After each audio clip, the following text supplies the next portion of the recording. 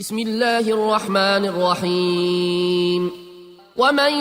يقنت منكن لله ورسوله وتعمل صالحا نؤتها أجرها مرتين وأعتدنا لها رزقا كريما يا نساء النبي لستن كأحد من النساء إن اتقيتن فلا تخضعن بالقول فيطمع الذي في قلبه مرض وقلن قولا معروفا وقرن في بيوتكن ولا تبرجن تبرج الجاهلية الأولى وأقمنا الصلاة وآتينا الزكاة وأطعنا الله ورسوله إنما يريد الله ليذهب عنكم الرجس أهل البيت ويطهركم تطهيرا واذكرن ما يتلى في بيوتكن من آيات الله والحكمة إن الله كان لطيفا خبيرا إن المسلمين والمسلمات والمؤمنين والمؤمنات والقانتين والقانتات والصادقين والصادقات والصابرين والصابرات والخاشعين والخاشعات والمتصدقين والمتصدقات والصائمين والصائمات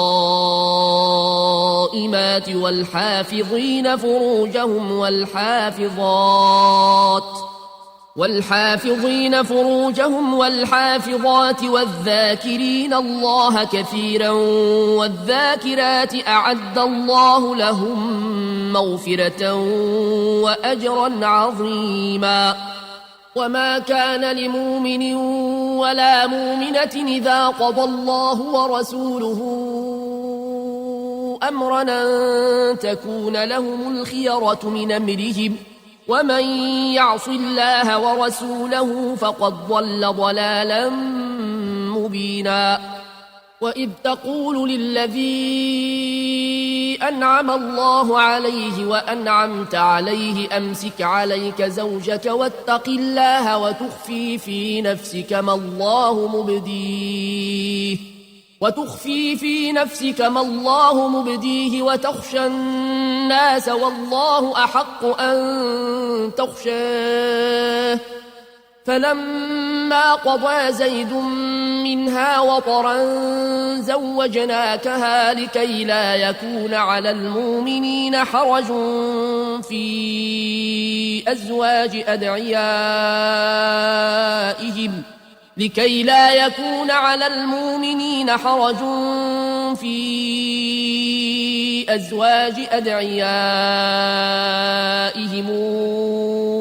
إذا قضوا منهن وطرا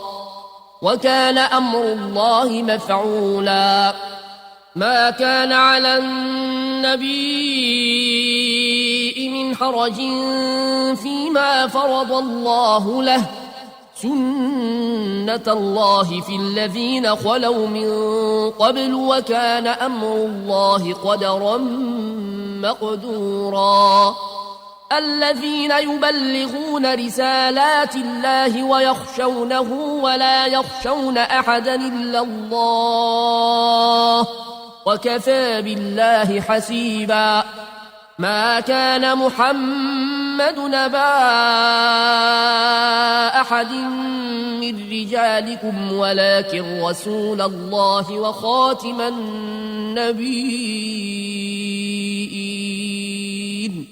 وكان الله بكل شيء عليما يا أيها الذين آمنوا اذكروا الله ذكرا كثيرا وسبحوه بكرة وأصيلا هو الذي يصلي عليكم وملائكته ليخرجكم من الظلمات إلى النور وكان بالمؤمنين رحيما تحيتهم يوم يلقونه سلام وأعد لهم أجرا كريما يا أيها النبي إنا أرسلناك شاهدا ومبشرا ونذيرا وداعيا إلى الله بإذنه وسراجا منيرا وبشر المؤمنين بأن لهم من الله فضلا كبيرا ولا تطع الكافرين والمنافقين ودع ذاهم وتوكل على الله وكفى بالله وكيلا يا أيها الذين آمنوا إذا نكحتم المؤمنات ثم طلقتموهن من قبل أن تمسوهن فما لكم عليهن من عدة تعتدونها فمتعوهن وسرحوهن سراحا جميلا يا أيها النبي إنا أحللنا لك أزواجك اللاتي آتيت أجورهن وما ملكت يمينك مما أفاء الله عليك وبنات عمك وبنات عماتك وبنات خالك وبنات خالاتك اللاتي هاجرن معك وامرأة مؤمنة وهبت نفسها للنبي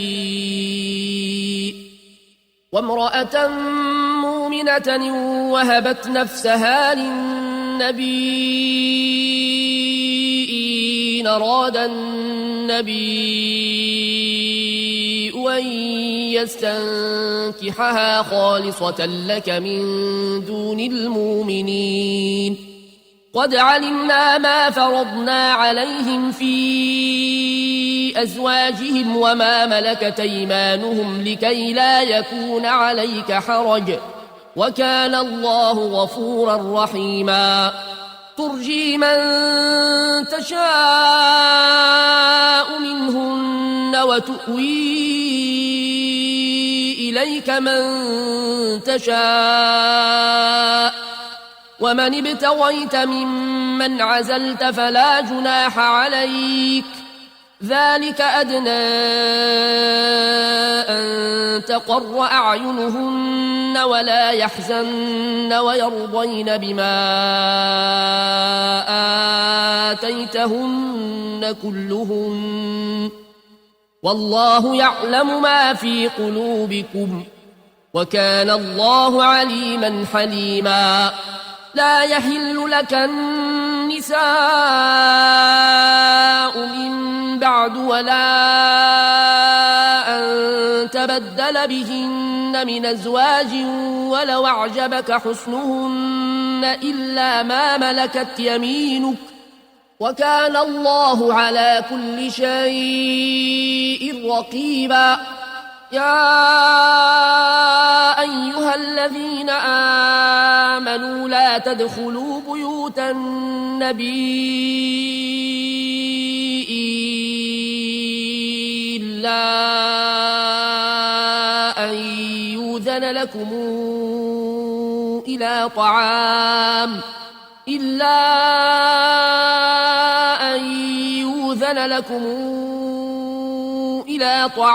غير ناظرين إناه ولكن إذا دعيتم فادخلوا فإذا طعمتم فانتشروا ولا مستانسين لحديث إن ذلكم كان يؤذي النبي أفيستحيي منكم والله لا يستحيي من الحق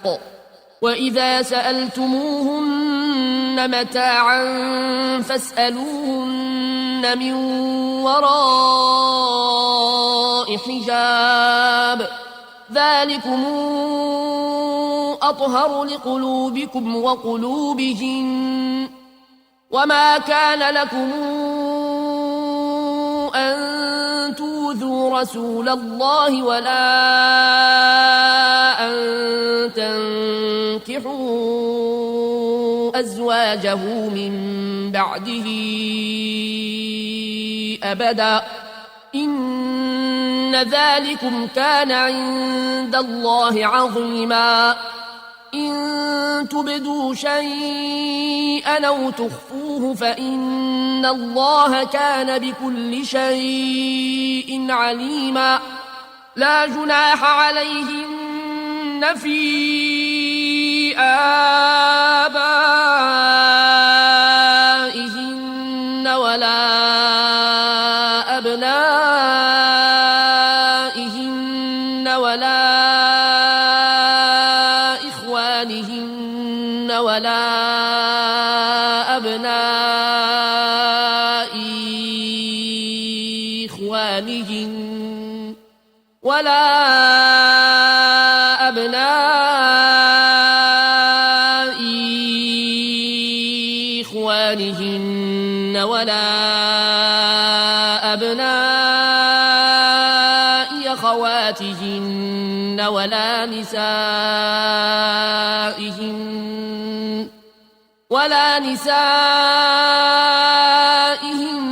ولا ما ملكت أيمانهن واتقين الله إن الله كان على كل شيء شهيدا إن الله وملائكته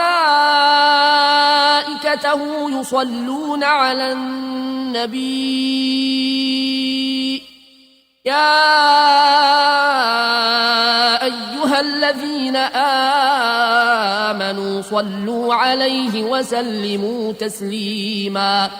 إن الذين يؤذون الله ورسوله لعنهم الله في الدنيا والآخرة وأعد لهم عذابا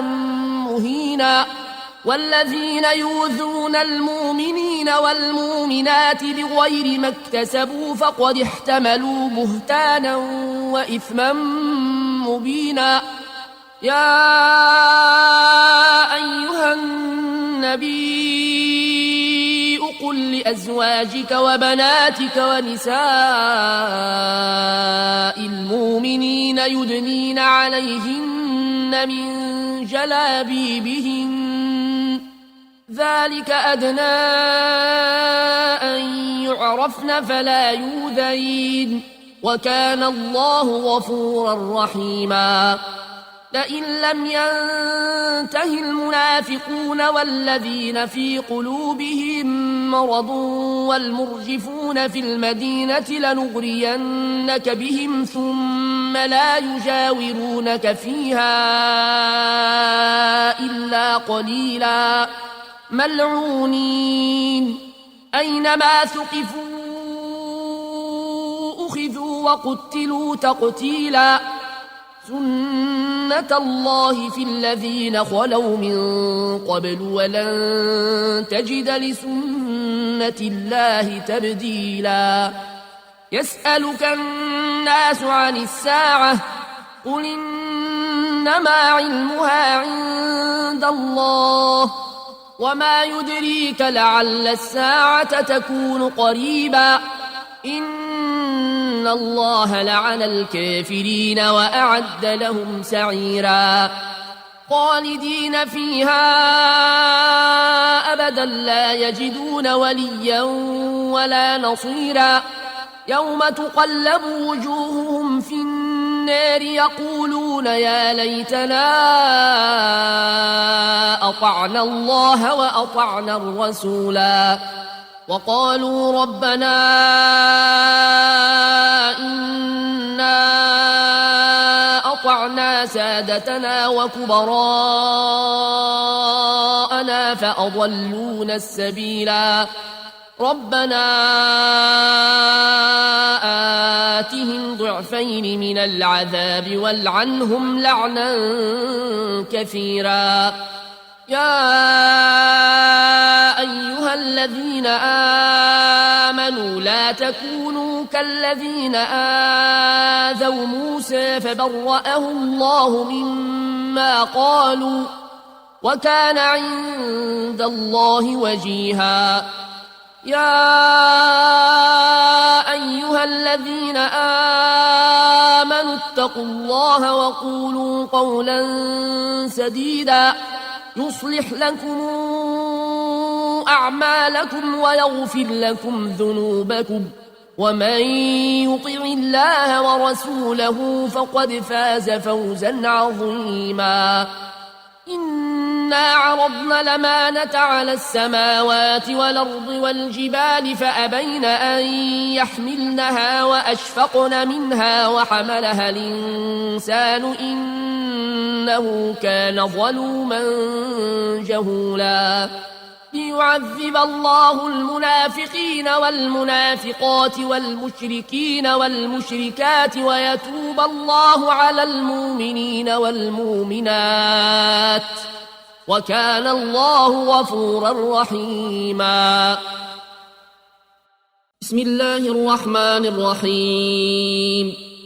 الحمد لله الذي له ما في السماوات وما في الأرض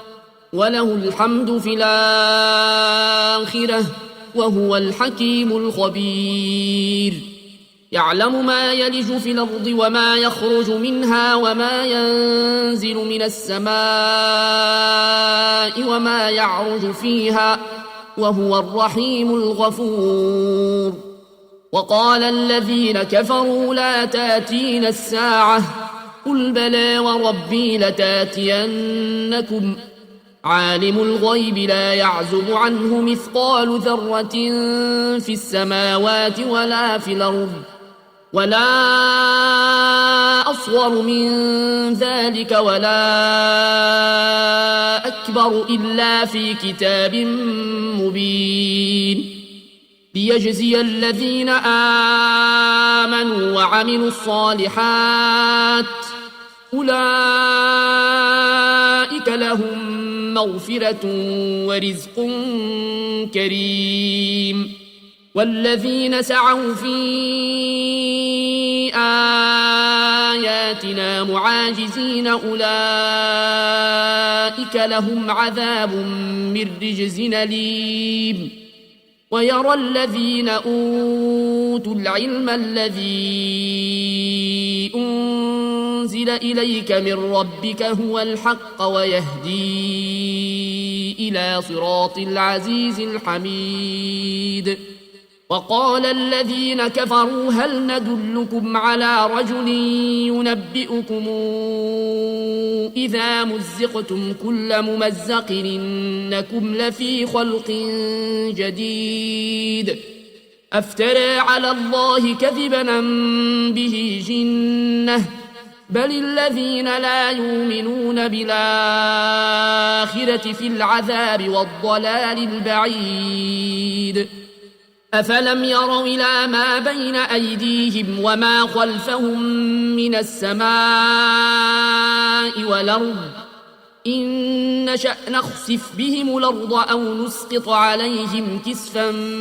من السماء إن في ذلك لآية لكل عبد منيب ولقد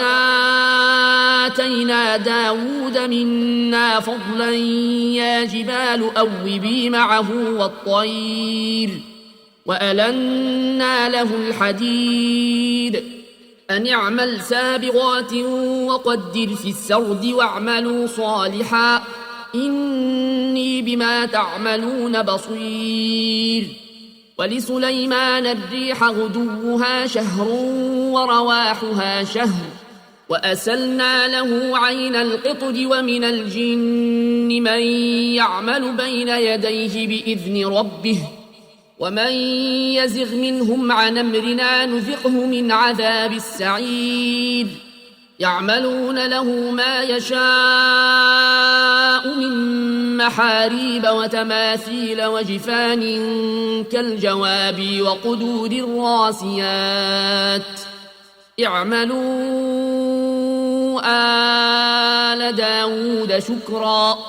وقليل من عبادي الشكور فلما قضينا عليه الموت ما دلهم على موته إلا دابة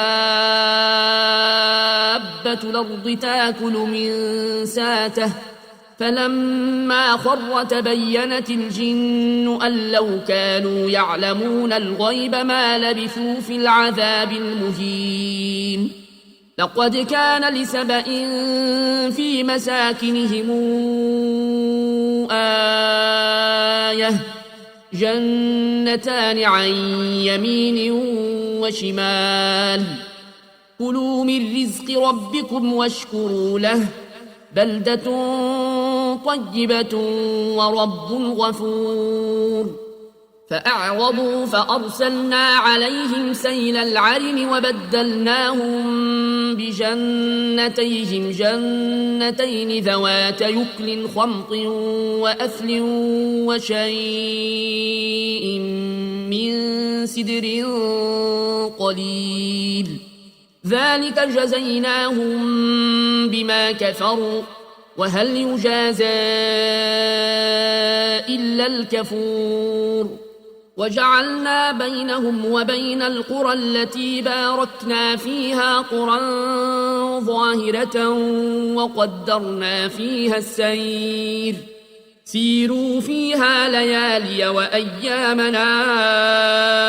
آمنين فقالوا ربنا باعد بين أسفارنا وظلموا أنفسهم فجعلناهم أحاديث ومزقناهم كل ممزق إن في ذلك لآيات لكل صبار شكور ولقد صدق عليهم إبليس ظنه فاتبعوه إلا فريقا من المؤمنين وما كان له عليهم من سلطان إلا لنعلم من يؤمن بالآخرة ممن هو منها في شك وربك على كل شيء حفيظ قل ادعوا الذين زعمتم من دون الله لا يملكون مثقال ذرة في السماوات ولا في الأرض وما لهم فيهما من شرك وما لهم منهم من ظهير ولا تنفع الشفاعة عنده إلا لمن أذن له حتى إذا فزع عن قلوبهم قالوا ماذا قال ربكم قالوا الحق وهو العلي الكبير قل من يرزقكم من السماوات والأرض قل الله وإنا أو إياكم لعلى هدى أو في ضلال مبين قل لا تسألون عما أجرمنا ولا نسأل عما تعملون قل يجمع بيننا ربنا ثم يفتح بيننا بالحق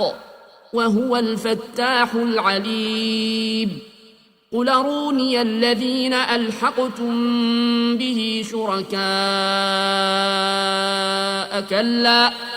بل هو الله العزيز الحكيم وما أرسلناك إلا كافة للناس بشيرا ونذيرا ولكن أكثر الناس لا يعلمون ويقولون متى هذا الوعد إن كنتم صادقين قل لكم ميعاد يوم لا تستاخرون عنه ساعة ولا تستقدمون وقال الذين كفروا لن نؤمن بهذا القرآن ولا بالذي بين يديه ولو ترى إذ الظالمون موقوفون عند ربهم يرجع بعضهم إلى بعض القول يقول الذين استضعفوا للذين استكبروا لولا أنتم لكنا مؤمنين قال الذين استكبروا للذين استضعفوا أنحن صددناكم عن الهدى بعد إذ جاءكم بل كنتم مجرمين وقال الذين استضعفوا للذين استكبروا بل مكر الليل والنهار إذ تامروننا أن نكفر بالله ونجعل له أندادا وأسروا الندامة لما رأوا العذاب وجعلنا الأغلال في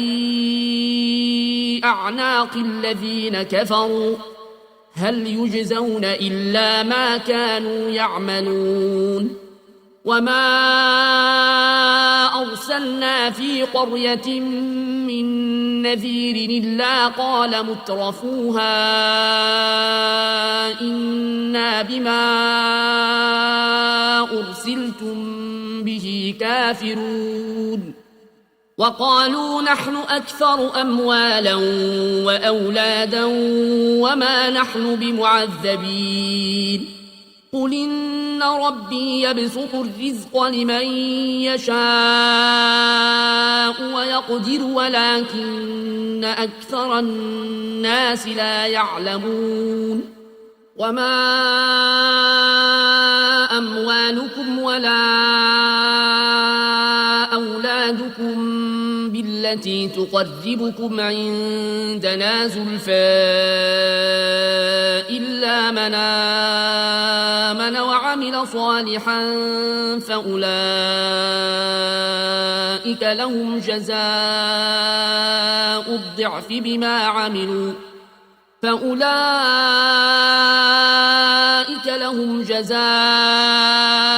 الضعف بما عملوا وهم في الغرفات آمنون والذين يسعون في آياتنا معاجزين أولئك في العذاب محضرون قل إن ربي يبسط الرزق لمن يشاء من عباده ويقدر له وما أنفقتم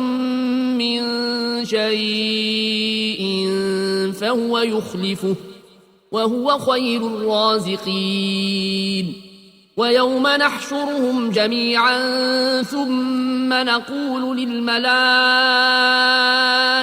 أهؤلاء إياكم كانوا يعبدون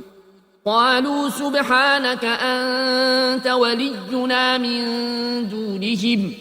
بل كانوا يعبدون الجن أكثرهم بهم مؤمنون فاليوم لا يملك بعضكم لبعض نفعا ولا ضرا ونقول للذين ظلموا ذوقوا عذاب النار التي كنتم بها تكذبون وإذا تتلى عليهم آياتنا بينات قالوا ما هذا إلا رجل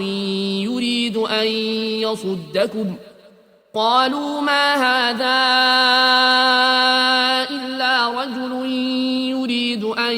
يصدكم عما ما كان يعبد آباؤكم وقالوا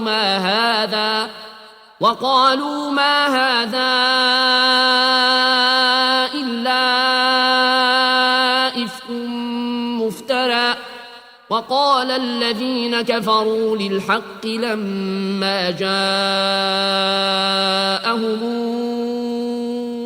إن هذا إلا سحر مبين. وما آتيناهم من كتب يدرسونها وما أرسلنا إليهم قبلك من نذير. وكذب الذين من قبلهم وما بلغوا معشار ما آتيناهم فكذبوا رسلي فكيف كان نكير. قل إنما أعظكم بواحدة أن تقوموا لله مثنى وفرادى ثم تتفكروا ما بصاحبكم من جنة إن هو إلا نذير لكم بين يدي عذاب شديد. قل ما سألتكم من أجر فهو لكم إن أجري إلا على الله وهو على كل شيء شهيد. قل إن ربي يقذف بالحق علام الغيوب. قل جاء الحق وما يبدئ الباطل وما يعيد. قل إن ضللت فإنما أضل على نفسي وإن اهتديت فبما يوحي إلي ربي إنه سميع قريب. ولو ترى إذ فزعوا فلا فوت وأخذوا من مكان قريب وقالوا آمنا به وأنى لهم التناوش من مكان بعيد وقد كفروا به من قبل ويقذفون بالغيب من مكان بعيد. وحيل بينهم وبين ما يشتهون كما فعل بأشياعهم من قبل إنهم كانوا في شك مريب. بسم الله الرحمن الرحيم. الحمد لله فاطر السماوات والأرض جاعل الملائكة رسلا أولي أجنحة مثنى وثلاث ورباع يزيد في الخلق ما يشاء إن الله على كل شيء قدير.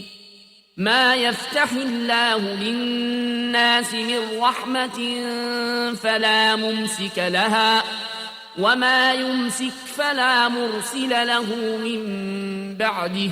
وهو العزيز الحكيم. يا أيها الناس اذكروا نعمة الله عليكم هل من خالق غير الله يرزقكم من السماء والأرض لا إله إلا هو فأنى توفكون. وإن يكذبوك فقد كذبت رسل من قبلك وإلى الله ترجع الأمور. يا أيها الناس إن وعد الله حق فلا تغرنكم الحياة الدنيا ولا يغرنكم بالله الغرور إن الشيطان لكم عدو فاتخذوه عدوا إنما يدعو حزبه ليكونوا من أصحاب السعير الذين كفروا لهم عذاب شديد والذين آمنوا وعملوا الصالحات لهم مغفرة وأجر كبير أفمن زين له سوء عمله فرآه حسنا فإن الله يضل من يشاء ويهدي من يشاء فلا تذهب نفسك عليهم حسرات إن الله عليم بما يصنعون والله الذي أرسل الرياح فتثير سحابا فسقناه إلى بلد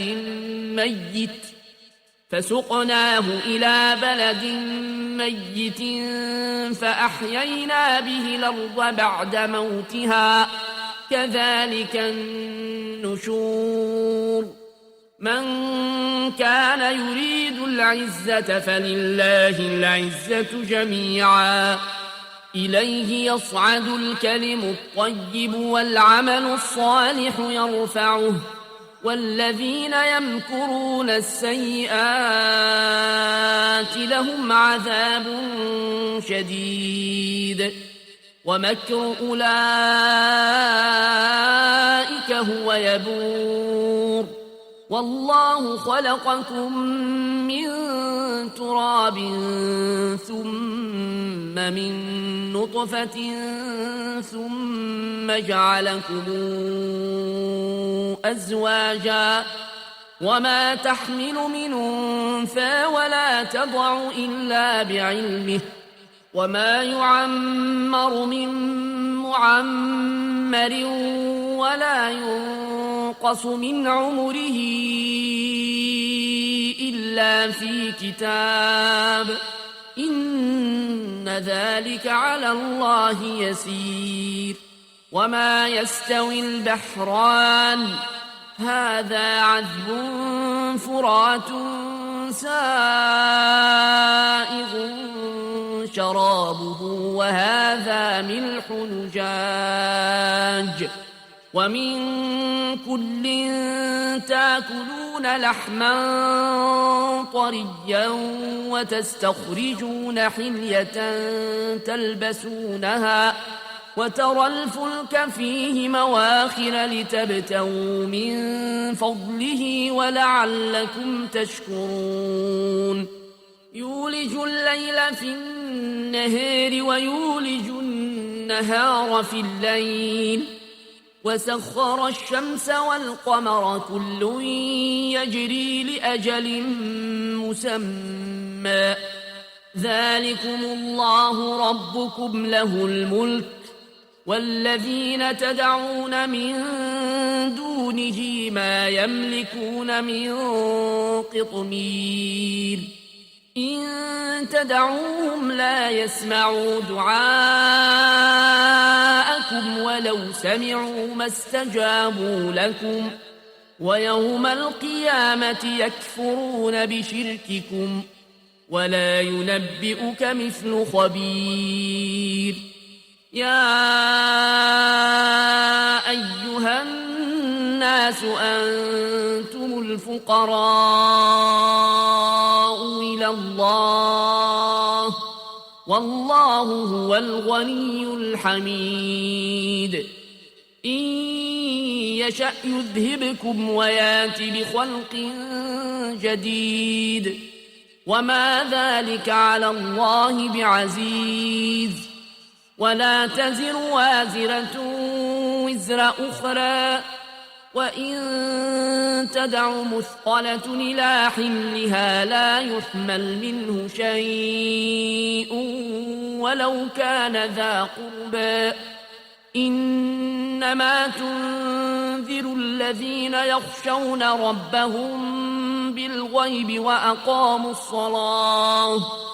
ومن تزكى فإنما يتزكى لنفسه وإلى الله المصير وما يستوي الأعمى والبصير ولا الظلمات ولا النور ولا الظل ولا الحرور وما يستوي الأحياء ولا الأموات إن الله يسمع من يشاء وما أنت بمسمع من في القبور إن أنت إلا نذير إنا أرسلناك بالحق بشيرا ونذيرا وإن من أمة إلا خلا فيها نذير وإن يكذبوك فقد كذب الذين من قبلهم جاءتهم رسلهم بالبينات وبالزبر وبالكتاب المنير ثم أخذت الذين كفروا فكيف كان نكير ألم تر أن الله أنزل من السماء ماء فأخرجنا به ثمرات مختلفا ألوانها ومن الجبال جدد بيض وحمر مختلف ألوانها وغرابيب سود ومن الناس والدواب والأنعام مختلف ألوانه كذلك إنما يخشى الله من عباده العلماء إن الله عزيز غفور إن الذين يتلون كتاب الله وأقاموا الصلاة وأنفقوا مما رزقناهم سرا وعلانية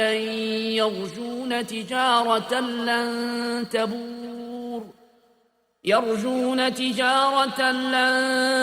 تبور ليوفيهم أجورهم ويزيدهم من فضله إنه غفور شكور والذي أوحينا إليك من الكتاب هو الحق مصدقا لما بين يديه إن الله بعباده لخبير بصير ثم أورثنا الكتاب الذين اصطفينا من عبادنا فمنهم ظالم لنفسه ومنهم مقتصد ومنهم سابق بالخيرات بإذن الله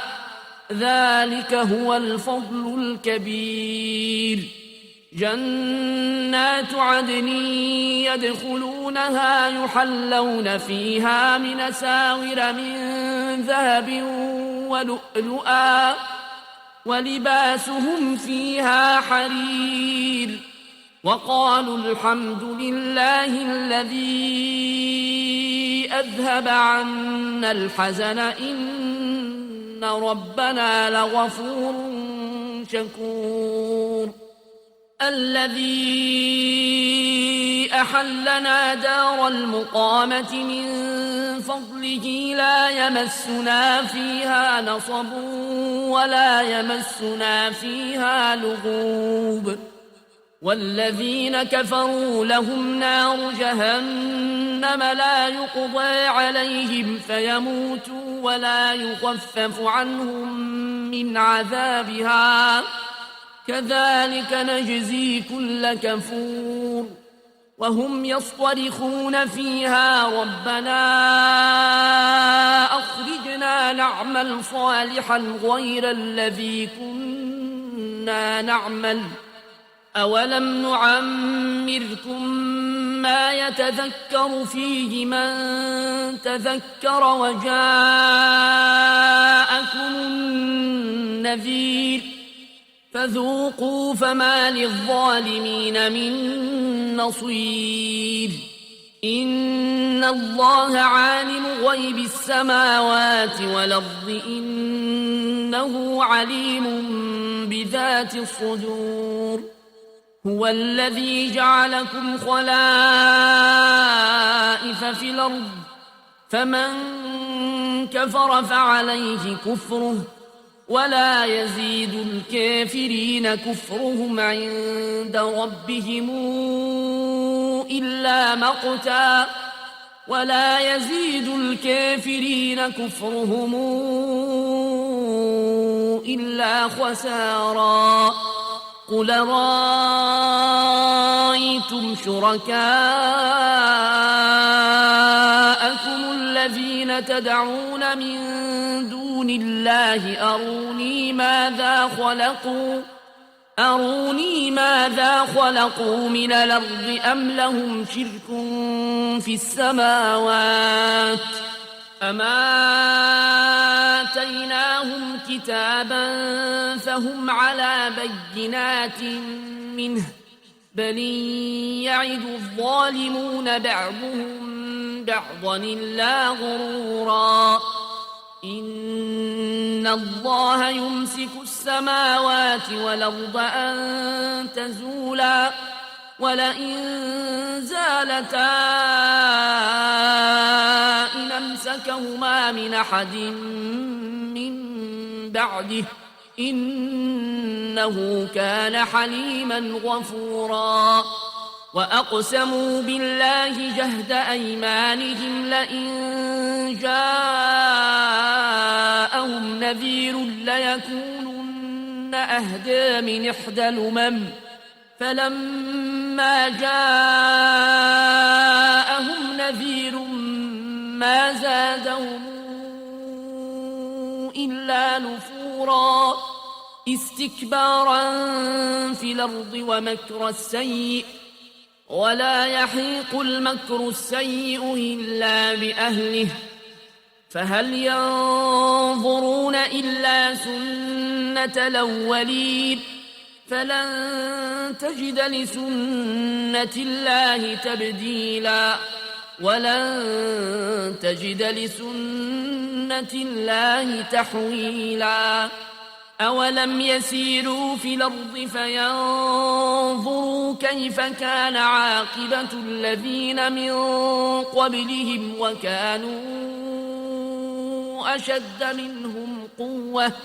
وما كان الله ليعجزه من شيء في السماوات ولا في الأرض إنه كان عليما قديرا ولو يواخذ الله الناس بما كسبوا ما ترك على ظهرها من دابة ولكن يوخرهم إلى أجل مسمى فإذا جاء أجلهم فإن الله كان بعباده بصيرا بسم الله الرحمن الرحيم ياسين والقرآن الحكيم إنك لمن المرسلين على صراط مستقيم تنزيل العزيز الرحيم لتنذر قوما ما أنذر آباؤهم فهم غافلون لقد حق القول على أكثرهم فهم لا يؤمنون إنا جعلنا في أعناقهم أغلالا فهي إلى الأذقان فهم مقمحون وجعلنا من بين أيديهم سدا ومن خلفهم سدا فأغشيناهم فهم لا يبصرون وسواء عليهم